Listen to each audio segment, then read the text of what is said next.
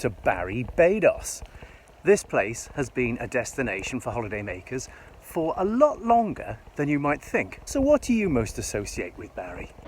Maybe it's the long, sweeping, sandy beaches, or Gavin and Stacey, or the fun fair, or the amusements, or maybe it's the Roman remains.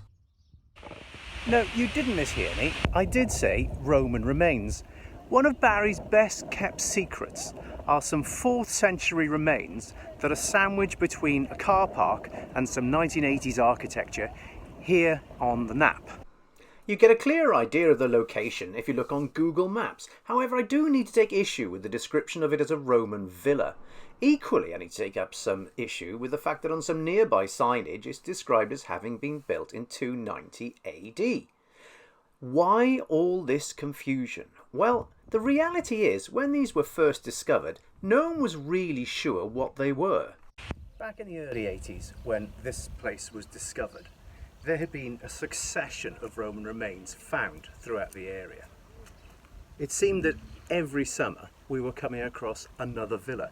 So when this place first got discovered, the initial feeling was, we found another villa. The reaction being, well, of course we have. We find one every year. It's bound to be another villa. But the more they excavated the site, the more obvious it became that what we had here was not a villa, it was something quite different.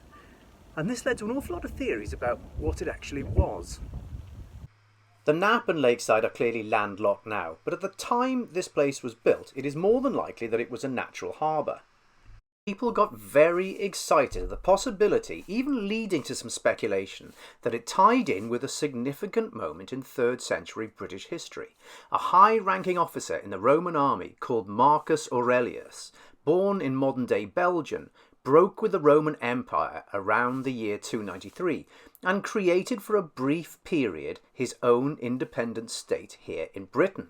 There is a legend that he had a fleet of 100 warships known as the Classius Britannica moored in a harbour somewhere on the South Wales coast. Could that have been Barry? Well, frankly, no. Well, the topography has changed substantially since then. This vast bank of pebbles that I'm walking along now, well, that wasn't deposited here until 1607.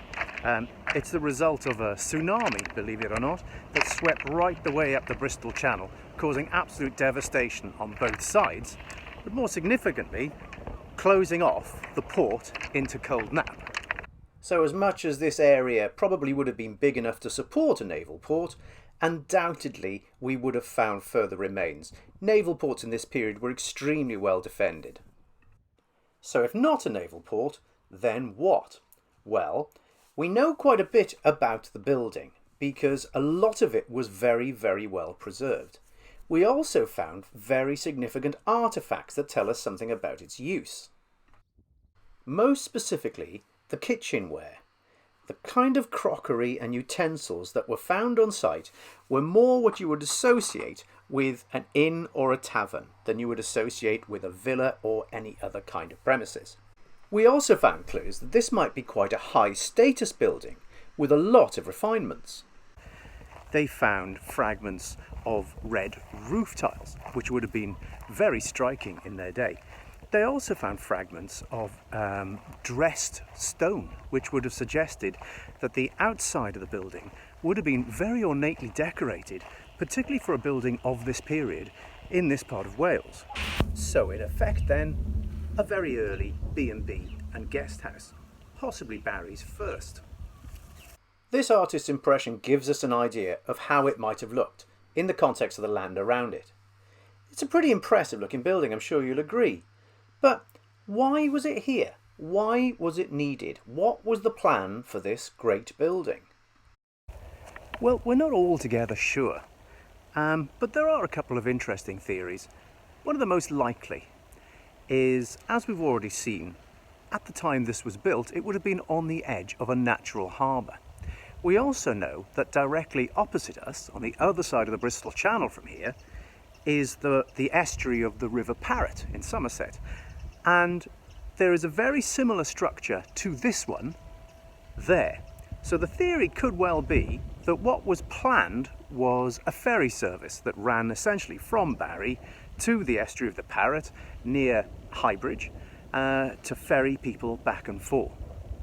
But for whatever reason, it never actually happened. For all the clues that were left to us about this building by the crockery, one more mystery was yet to be solved. Why none of it appeared to have ever been used? It would appear that this building was put up with a purpose and an intention, and was furnished down to the level of everything in the kitchen, but none of it had ever been used. So for whatever reason, this plan never came to fruition. As time passed by, history forgot this place, and it became little more than a folly. The very high quality masonry used to construct it, which was quarried from nearby Porthcurry Park at the Bullnose Quarry, was subsequently taken away and recycled. A lot of it being reused in the construction of the nearby castle at Barry, just on the top of the hill above where these Roman remains now lie. So there we have it, the Roman remains at Barry. Maybe you didn't even know they were here. And by telling you they're here, all I've really done is brought up a whole load of mysteries and questions that we just don't know the answers to. But then that's life, innit? Look, I really hope you've enjoyed this video. So until the next time we meet, please subscribe to this channel and enjoy your history.